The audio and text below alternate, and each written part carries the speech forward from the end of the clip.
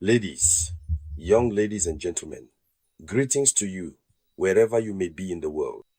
In international news, a revelation has just been made by a former Pentagon advisor, that is, a former advisor to the US military.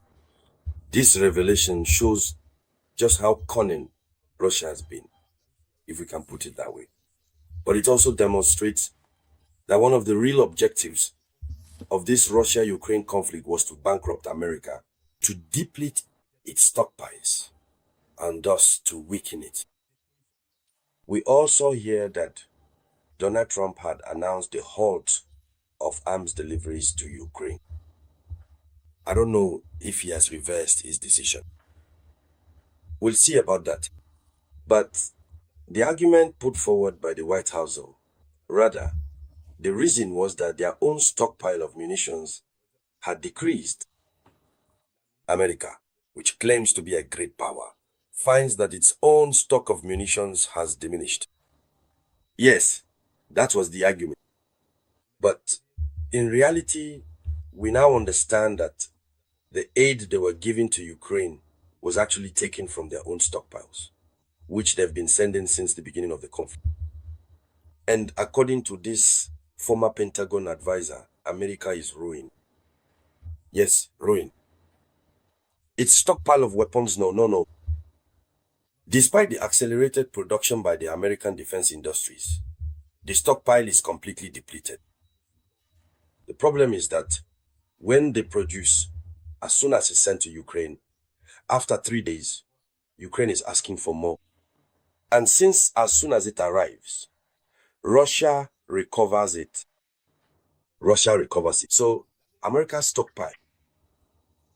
And so in this video conference, that's exactly what we're going to talk about.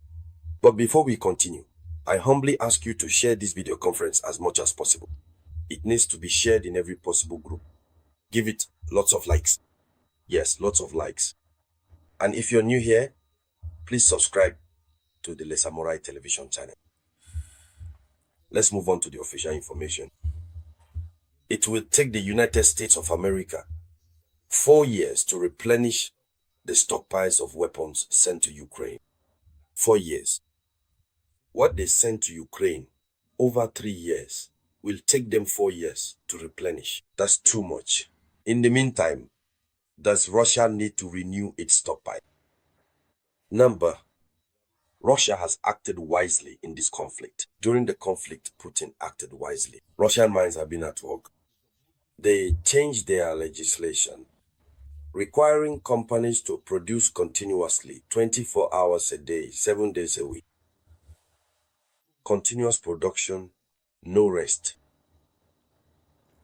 They even passed a significant law at the beginning of 2025, which specifically obliges all subcontractor companies actively working within the extensive Russian defense industry to fully comply with the sole and absolute will of the executive authority, meaning the Kremlin, thereby consolidating control. So that's what they did. So Russia continues to produce. We can't say that Russia is lacking, but it can't afford to be lacking. Number, it has a lot, because Russia has caught up through excessive production. You have already seen the head of NATO, who very recently admitted, he said, I think he explicitly stated this 2 months ago. No, perhaps just a month and a week ago. Clearly and unequivocally stated that what Russia is currently able to produce in a mere 3 months is precisely what all the NATO countries combined can collectively produce in an entire year. So, Russia actually produces a significantly greater amount, perhaps even 3 or 4 times, the total volume of what they are able to produce within a single year. It's not comparable at all. And when we talk about the NATO countries, we're talking about all the NATO countries, including the United States of America, which is also a member of NATO. So, according to the highly respected former Pentagon advisor, Dan Caldwell issues a significant warning in a detailed op-ed piece published in the widely read and influential Wall Street Journal. He says that rebuilding American arsenals after massive aid to Kiev will take years. According to him, Washington can only produce 60 Stinger missiles per month. 60 Stinger missiles per month. While more than 3,000 of these systems have been sent to Ukraine. So 60 per month. In 2 months, how many is that? 120. Just calculate the rest. And he says that they've already sent 3,000 of these systems to Ukraine. So according to him, millions of artillery shells have also been delivered to Ukraine. This man, Dan Caldwell, believes that the American defense establishment has seriously deteriorated. America is therefore weakened. He says that the American defense establishment has seriously deteriorated and that the Biden administration has brought the country's military reserves down to a critical level. So, before Biden leaves, he has made it so that what should remain as reserves to defend America has been left at a very critical level. That's why when Donald Trump came, he said he can't. But will Donald Trump, for his part, continue with his own logic? Because every time something happens, Putin annoys him. He changes. He decides to change his. What should we call that? He changes his mind.